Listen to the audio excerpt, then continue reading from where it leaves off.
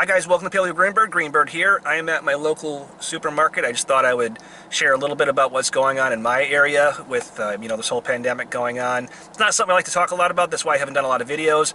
I do have to eat my hat here and admit that this is a lot more serious than what I originally thought it was. You probably saw my first video, and I always tend to be overly optimistic, and I really thought that this would all go away, but it's a really serious issue that we're dealing with right now, and I was wrong about the way I thought it was gonna turn out. But I think in the end we will. I still think we all will be just fine. But I thought it'd be interesting to go to a supermarket near me and kind of show you what I've been experiencing. And I don't know when I'll slide these photos in within this video, or if I'll just put them at the end. Not sure, but the shelves were empty, but they weren't as empty as I thought they were, or as they had been in the past.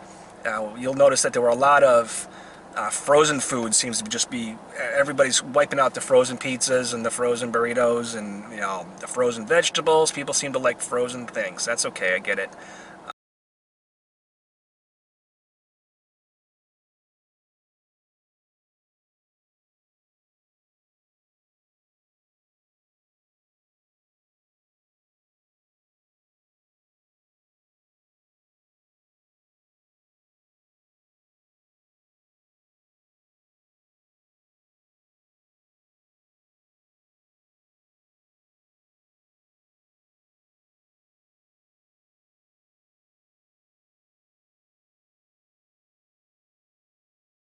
Another thing, obviously toilet paper. I was able to get a pack today, though. There was none in there when I went, but while I was in there shopping, they had got a delivery, and they're limiting how many of each product, certain products, people can get.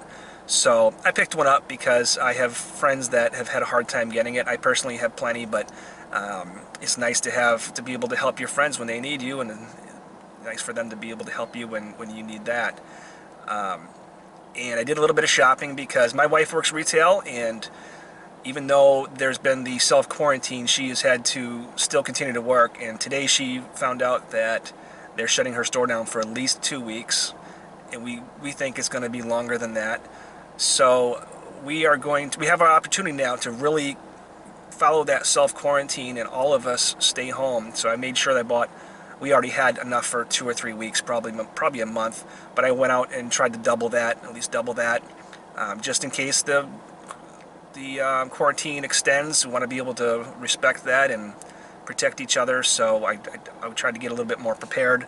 I usually am more prepared, but last couple years, my preps have sort of,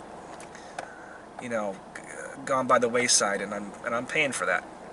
But anyway, that's an entirely different video.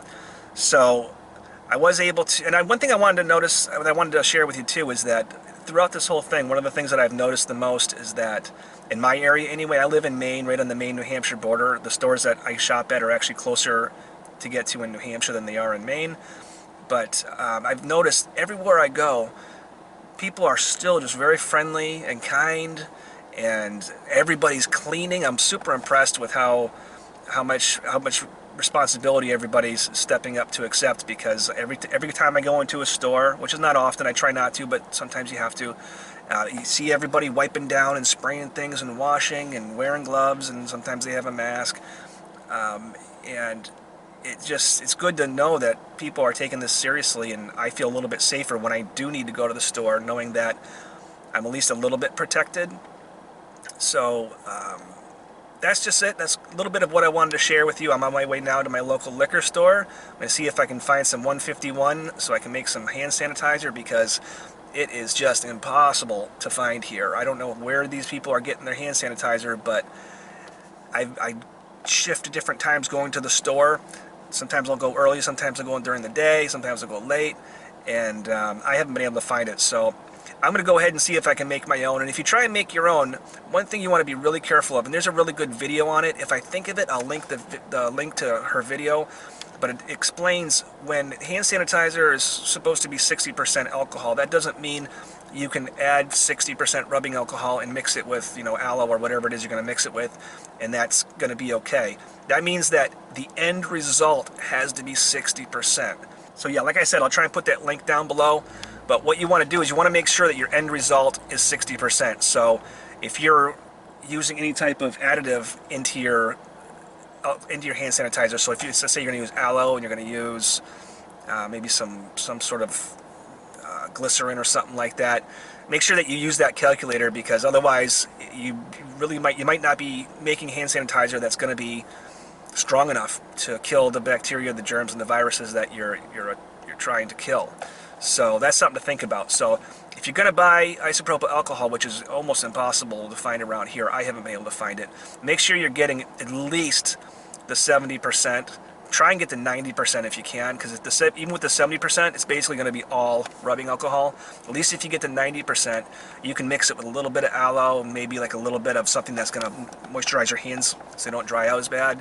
So something to think about. And again, like I said, I'm going to try and put that link down there below, but I am going to go to my local liquor store and see if I can pick up some 151, because I can't find anything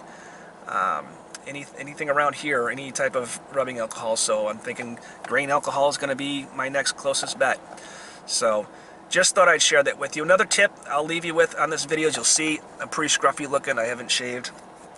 And that's for a particular reason. I knew I was coming out today, and when you shave, you open up your, not only does it open up your pores, but it takes off the very, very minute layers of your skin, and allows viruses and bacteria to enter your skin.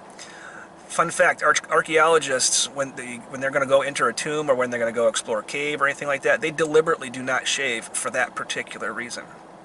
Look it up, it's the truth. So anyway, I'm going to head off to my local liquor store, see what I can find, and maybe I'll give an update at the end, okay? Thanks, guys. Everybody stay safe. Love each other. Be good people.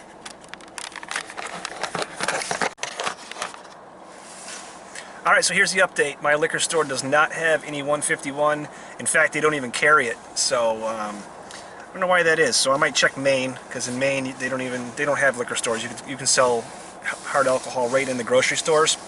So maybe I'll give them a try and see what they have. But I did stop at my local Aldi, and boy, will I tell you, what a hidden gem. If you have an Aldi around you, this place had more on the shelf than any place I've been. Brand names, good products, everything I needed. I should have gone there before I even went to my local grocery store. So I even bought some of the things that I bought at my local grocery store because they were just so dirt cheap there.